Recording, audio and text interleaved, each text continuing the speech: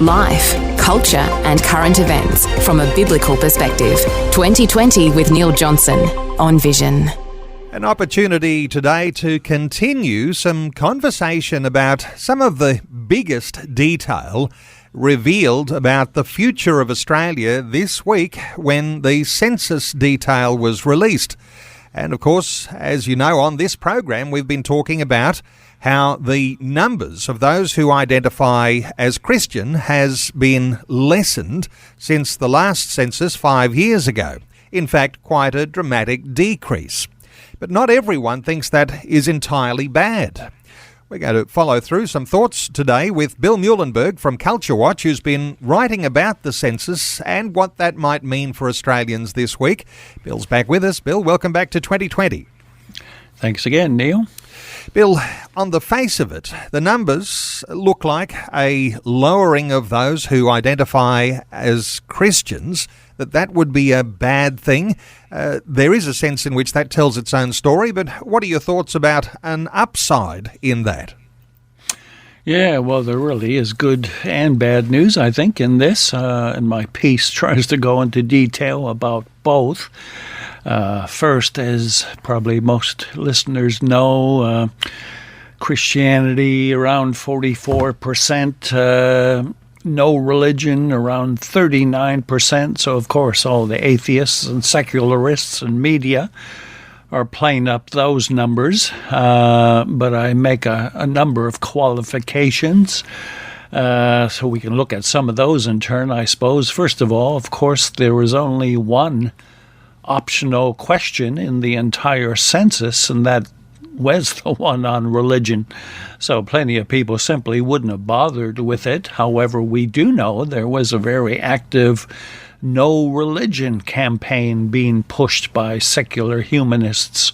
So they would have had real vested interests in certainly answering the question. So that whole point makes it, well, at best we can view the results with a grain of salt. They're probably not as accurate as they might be. But even if we take those numbers as more or less correct, well, they don't mean that Australia is now full of card-carrying atheists. I mean, the truth still is most people are spiritual or religious in one way or another, right? They could be fully into the New Age movement. Buddhists, for example, don't even have to believe in God. So they could all check the no religion box, but they can still be far from atheists, far from hardcore materialists. So even there, it's not an accurate view of what's happening. But as we'll probably discuss in more detail, the upside is simply that, well, this may separate the wheat from the tares, show us who the real deal believers are and weed out those who've simply identified as a Christian. Bill, if we're looking at similar research that would show that up to 15% of Australians actually do have a connection to a local church, and sometimes that figure is that people will attend church at least once in a month. There's that sort of Christian who attends church. Then there's the rest of those who we might describe as cultural Christians, saying that they're Christian but have no connection with church and perhaps not even any deep faith. And then there are the rising number of people who have no religion at all. So is it helpful here when the census has this sort of detail that sort of helps us to understand that this is the way the mix is? Well, as I say, optional question and not a whole lot of ability to give any kind of detail to it. I mean, you had a few major, Anglican, Catholic, and so on, where you could tick or you could tick other. But again, what you mean by religious, what you mean by no religion. This survey was taken, for example, last year when we were still at the height of COVID. How many people were not going to any church at the time when the survey was conducted. So even that can maybe skew things a bit. But again, you and I would ask, well, what exactly is a Christian? Is it somebody who simply goes to church a few times a month, or is it more than that?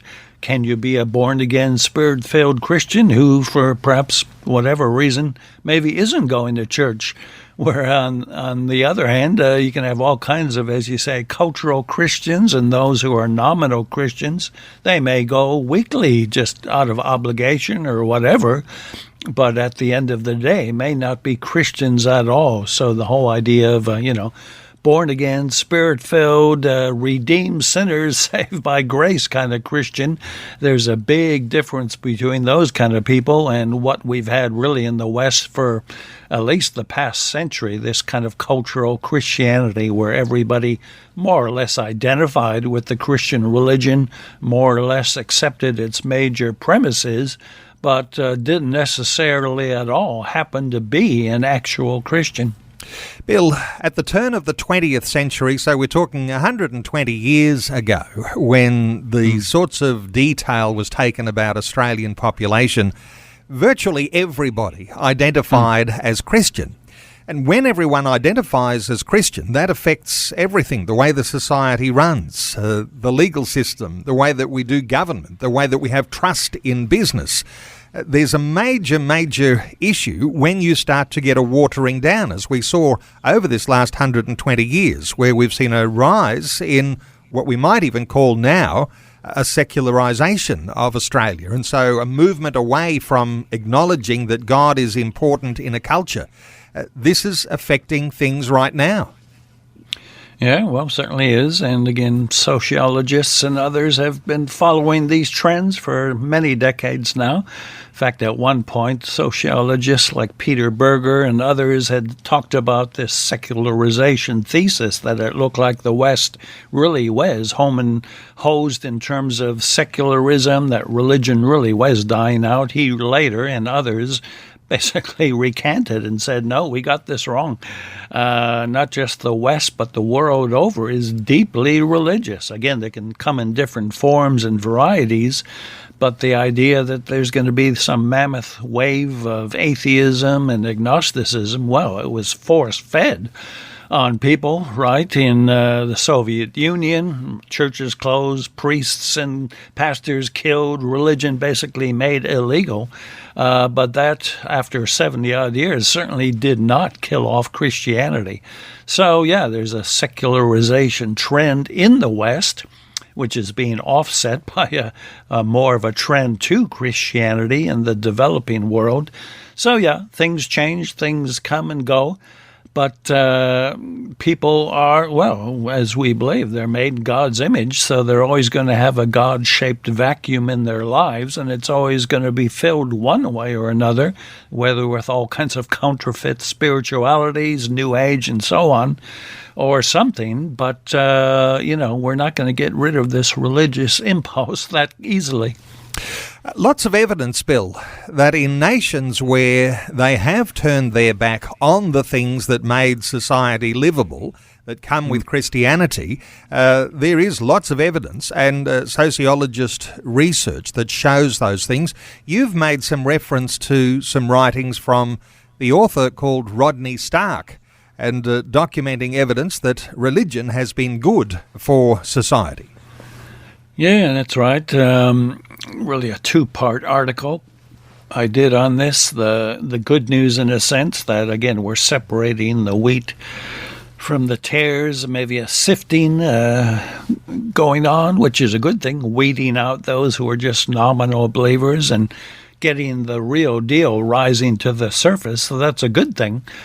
But then the second half of my piece, I look at really the bad side. If the atheists are gloating and celebrating and salivating that, whoopee, Christianity is coming to an end, well, they better slow down. It's actually not such good news. So, yeah, there's been plenty of studies to show a real correlation between religion and the well-being of a society. And, yeah, Rodney Stark has been one of them. He's written at least a half dozen books on this very issue, which I have, all those 6, 7, 8 books of his. He did a volume back in 2012 called America's Blessings, and that was all about the correlation between America being such an unusually religious people and all the great social goods that America has experienced, certainly compared to more secular, say, the European nations. So he goes through and lists, point after point in great detail, reference, all the data is there. Basically, religious people, at least in America, are less likely to commit crimes. They're more likely to be better mental and physical health, less suicide, more likely to marry, less likely to divorce, less likely to abuse their wives and children, even better sex lives, on and on and on it goes, where he documents there is a real connection if those who have religion, and he's probably thinking primarily of Christianity, which would be the main religion in America, and all these tremendous social goods. So for the atheists to applaud and cheer and say, yay, we're getting rid of Christianity, well, as Stark says, basically, this religion we've had in America has been good for everybody, even for atheists. So don't cheer this so fast, because you're really going to see in many ways a rise in what we are seeing,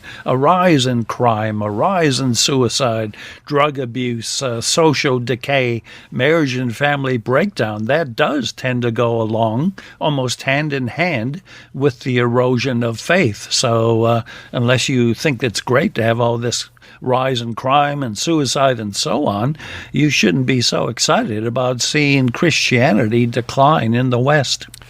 For those who are listening to our conversation today, Bill, the thought that there needs to be even a redoubling of effort, our own devotional lives, examining our own hearts, and understanding that there is, as you describe, a mixed bag. There is some bad news in the lowering of numbers because of the tremendous social benefits that Christianity brings to a culture, but there is that level of good news that sorts out the tares from the weeds in that sense and brings to the fore those believers who are rock solid, and yes, there's a big responsibility on their shoulders. Well, again, we've talked about this before. The Bible talks about it. Church history speaks to it. God always works through a remnant. That's usually how he goes. It's a minority of real deal Christians who get the job done, who are salt and light, who evangelize. So in a sense, there's nothing new here. That's always the way it works. And of course, God always gets the glory and the credit. If we got basically everybody being a Christian, or at least claiming to be a Christian, well, we can say, oh, look at all of our efforts. But when you end up being a real clear minority and yet do so much good, both in terms of individual lives and in terms of a culture as a whole, well, you have to give God the credit. So there is good news here.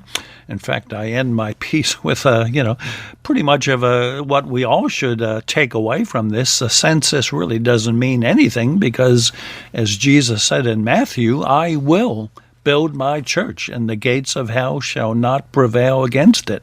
So that's the picture we keep in mind. Sure, the numbers may come and go, churches may come and go, and at the moment, Australia is looking pretty grim indeed in terms of its lack of Christianity, but that doesn't mean God has got off the throne or that he has stopped building his church. He's still at work.